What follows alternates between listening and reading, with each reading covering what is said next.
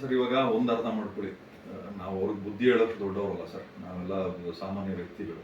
ನಾವು ಅವರಷ್ಟು ಉತ್ತುಂಗ ಸ್ಥಾನಕ್ಕೆ ನಾವೇನು ಬೆಳೆದಿಲ್ಲ. ಸಾಮಾನ್ಯ ವ್ಯಕ್ತಿಗಳು. ನಾವೇನು ಅವ್ರ ಬಗ್ಗೆ ಕಮೆಂಟ್ ಮಾಡುವಂಥ ದೊಡ್ಡ ವ್ಯಕ್ತಿಗಳಲ್ಲ. ಆಮೇಲೆ ಏನಾಗ್ತದೆ ಅಂದರೆ, ಇವಾಗ ನಾವು ಮಾತಾಡೋದು ತಪ್ಪಾಗ್ತದೋ ಅಥವಾ ಒಳಗಡೆ ಇದ್ದಾನೆ ಮಾತಾಡ್ತಾನೆ. ಸರ್ ಹೊರಗಡೆ ಇದ್ದಾಗಲೇ ನಾನು ಮಾತಾಡಿದ್ದೀನಿ, ಏನೋ ಮಾಡ್ಕೊಳಕ್ಕಾಗಿಲ್ಲ. ಇನ್ನು ಒಳಗಡೆ ಇದ್ದಾಗ ಏನು ಮಾಡ್ಕೋತಾರೆ? ಅವ್ರು ಒಂದು ಅರ್ಥ ಮಾಡ್ಕೋಬೇಕು, ನನ್ನ ಕೆಪಾಸಿಟಿ ಬೇರೆ ಇದೆ ಸರ್.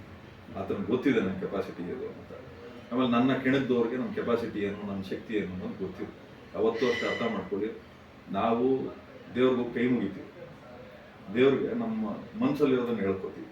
ದೇವ್ರು ನಮ್ಗೆ ಒಳ್ಳೇದು ಮಾಡ್ತಾನೆ ಇಲ್ಲೋ ಗೊತ್ತಿಲ್ಲ, ಒಂದು ನಂಬಿಕೆ, ನಮ್ಮ ದೇವ್ರು ಒಳ್ಳೇದು ಮಾಡೇ ಮಾಡ್ತಾನೆ ಅಂತ. ಸೊ ಅದೇ ರೀತಿ ನನಗೂ ಒಂದು ನಂಬಿಕೆ ಇದೆ. ನಾನು ನಂಬಿರೋ ಶಕ್ತಿ ಯಾವತ್ತೂ ನನ್ನ ಕೈ ಬಿಡಲ್ಲ.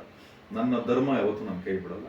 ನನ್ನ ಕರ್ತವ್ಯ ನಾನು ಯಾವತ್ತೂ ಹಳ್ಳಿ ಕೆಡಿಸಲ್ಲ ಅನ್ನೋ ನನಗೆ ಗೊತ್ತಿದೆ ಸರ್. ಹಂಗಾಗಿ ನಾನು ಯಾರು ಏನೋ ಭಗವಂತ ಬಿಟ್ಟರೆ ನಾನು ಯಾರು ಏನೂ ಮಾಡೋಕ್ಕಾಗಲ್ಲ. ನಾನು ಅಂತ ಯಾವತ್ತೂ ನಾನು ಹೇಳಲೂ ಇಲ್ಲ. ಇವತ್ತಿಗೂ ನಾನು ಹೇಳ್ತಾ ಇರೋದು, ಇನ್ನೊಬ್ಬರಿದ್ದಾಗ ನಾನು ಅಷ್ಟೇ ಸರ್. ಸೊ ಹಾಗಾಗಿ ಇಲ್ಲಿ ಸಮಯ ಸಂದರ್ಭ ಆತನಿಗೆ ಕಲಿಸ್ತದೆ ಅಂತ ನಾನು ಅನ್ಕೊಂಡಿದ್ದೀನಿ ಸರ್.